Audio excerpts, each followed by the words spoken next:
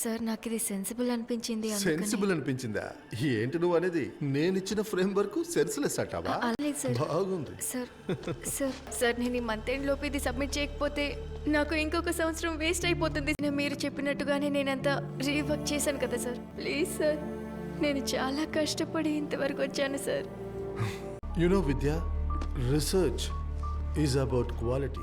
ఏం చేద్దాం, పాపం నువ్వు పొలం పనులు పేడ పనులు చేసేదానివి.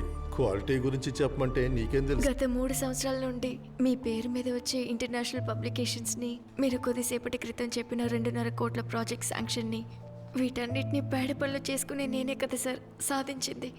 ఓ, నీలాంటి వాళ్ళ తలరాత నాలాంటి వాళ్ళని అనుసరించాలి. నువ్విక్కడ తలుచుకుంటే ఏవీ జరగదు. అండ్ మైండ్ యూ, 7 సంవత్సరాలు కాదు 10 సంవత్సరాలైనా నువ్వు ఇక్కడి నుంచి చదివి బయటికి వెళ్ళాలంటే నేను సంతకం పెట్టాలి.